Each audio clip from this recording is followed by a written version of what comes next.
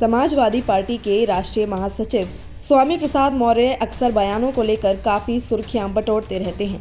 इन दिनों देश का नाम इंडिया से बदलकर भारत किए जाने की संभावना के मुद्दे को लेकर एक बार फिर स्वामी प्रसाद मौर्य ने बीजेपी पर निशाना साधा है। स्वामी प्रसाद मौर्य ने बीजेपी पर बड़ा आरोप लगाते हुए कहा कि हिंदू राष्ट्र की मांग करने वाले लोगों का अचानक भारत से प्रेम कैसे जाग गया। दरअसल स्वामी प्रसाद मौर्य मध्य प्रदेश के छतरपुर में ओबीसी महासभा की ओर से आयोजित की गई सामाजिक परिवर्तन और विशाल आमसभा कार्यक्रम में शामिल होने पहुंचे थे। इस दौरान मीडिया से बात करते हुए उन्होंने बीजेपी पर जमकर निशाना साधा है। उनका कहना है कि बीजेपी के लोग हिंदू राष्ट्र की मांग करते नजर आते हैं, अचानक उनका भारत के लिए देश प्रेम कैसे जाग गया। उन्होंने क्या कुछ कहा, आइए सुनते हैं। तो हिंदू राष्ट्र की मांग क्यों?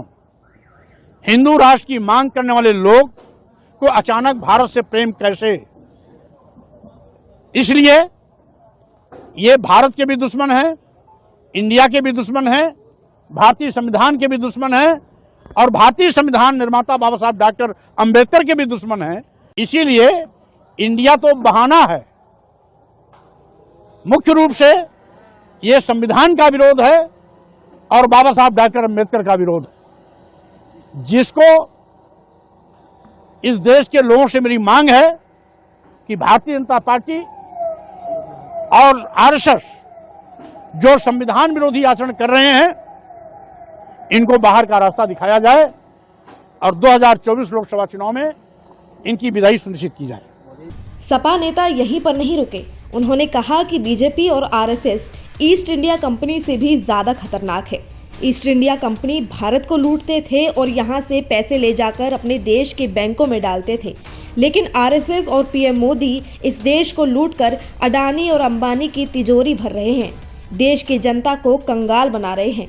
ये तो देश के भी दुश्मन हैं और देश की जनता की आंखों में धूल झोंकने की कोशिश कर रहे हैं। मैंने पहले भी कह दिया कि Bharatiya Janata party, RSS and company east India company से भी ज्यादा खतरनाक है। ईस्ट इंडिया कंपनी भारत को लूटते थे, लेकिन ईस्ट इंडिया कंपनी वाले अपने देश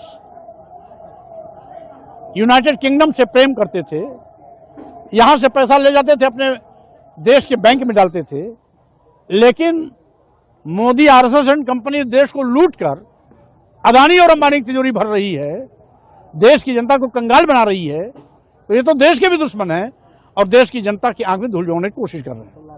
आप जिस तरीके से कि हिंदू राष्ट्र की मांग करवाई जा रही है, किनके द्वारा मांग कराई जा रही है? Bharatiya Janata party, RSS. कौन मांग? जब आरएसएस प्रमुख मोहन भागवत जी खुल करके बोल दिए तो छिपा क्या रह गया?